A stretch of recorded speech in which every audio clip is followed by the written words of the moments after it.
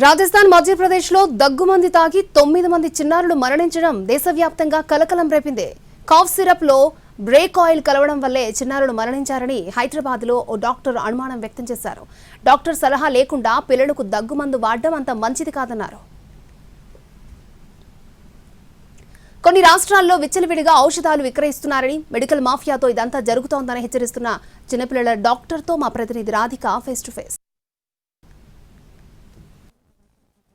Cough syrup చాలా ఈజీగా తెచ్చేసుకుంటాం, కానీ ఆ కాఫ్ సిరప్ మన ప్రాణాలు తీస్తుంది అంటే దాంట్లో ఎట్లాంటి డ్రగ్ కాంబినేషన్స్ ఉన్నాయి, అసలు ఎందుకు మరణాలు సంభవించాయి, పూర్తి డీటెయిల్స్ తెలుసుకుందాము. నీలూఫర్ పెడియాట్రిక్ HOD Ravi Kumar గారు ఉన్నారు. ఏం జరిగితే ఆ డెత్స్ జరిగాయి? ఈ కాఫ్ సిరప్ అనేది యాక్చువల్లీ కొలోకల్ లాంగ్వేజ్. ఇది కాఫ్ సిరప్ ఇవ్వండి అనేసి ఇంతకుముందు కూడా గవర్నమెంట్ హాస్పిటల్స్లో కానీ వేరే హాస్పిటల్స్లో కానీ చిన్న చిన్న బాటిల్స్లో ఇచ్చేవాళ్ళు. That is wrong. ఇప్పుడు కాఫ్ సిరప్లో చాలా రకాలు ఉంటాయి. కాఫ్ తగ్గించడానికి ఉంటుంది, లేకపోతే ఎక్స్పెక్టర్ ఏంటంటే ఆయాసం వచ్చిన వాళ్ళకి కూడా కాఫ్ సిరపే అంటారు. సో ఇట్లాగా అది లోకల్ లాంగ్వేజ్లో కాఫ్ సిరప్ అనే డాక్టర్లు ఎవరు యూజ్ చేయరు. బట్ అందులో ఉన్న ఇంగ్రీడియంట్స్ ఏంది అనేది చూడాలి. ఈ ప్రస్తుత కేసులో చూస్తే ఏమవుతుందంటే ఇది డెక్స్ట్రోమిథార్పిన్ అనేసి ఒక డ్రగ్ ఉంటుంది అనమాట. This is a very good drug.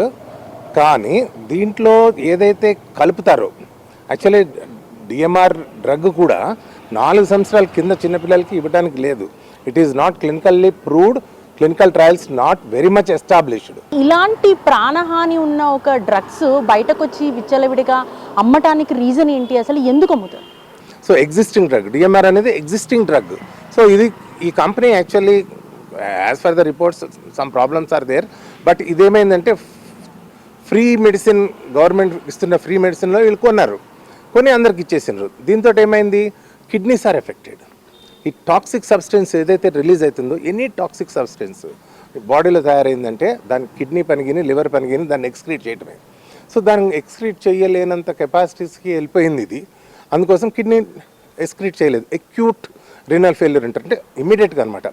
So renal shut down అంటారు. సో ఇంకా యూరిన్ పాస్ కాదు, కిడ్నీ ఫంక్షన్ చేయదు. సో ఇప్పుడు ఏం చేయాలి, డయాలసిస్ మీదకి పెట్టాలి పేషెంట్ని. డయాలసిస్ మీద కూడా తీసుకుని వెళ్ళారు, అయినా కూడా ఇట్ ఈస్ ఇర్రివర్సిబుల్ డ్యామేజ్ జరిగిపోయింది. సో అందుకోసం ఈ చిల్డ్రన్ చనిపోయారు. అంటే ఎట్లాంటి ప్రికాషన్ మెజర్స్ తీసుకోవాలంటారు? ఇప్పుడు ఇది బ్రాండెడ్ మెడిసిన్ కింద చూడాలా, షెడ్యూల్ H కింద చూడాలా, ఎట్లా చూడాలి అసలు ఈ medicine? This is actually general ప్రోడక్టే, షెడ్యూల్ X కాదు. సో బట్ ఇక్కడ చేయవలసింది ఏంటంటే doctor should have some knowledge, what are the ingredients అందులో ఉన్నాయి అని వాళ్ళు రాయాలి, వీళ్ళు చదవాలి.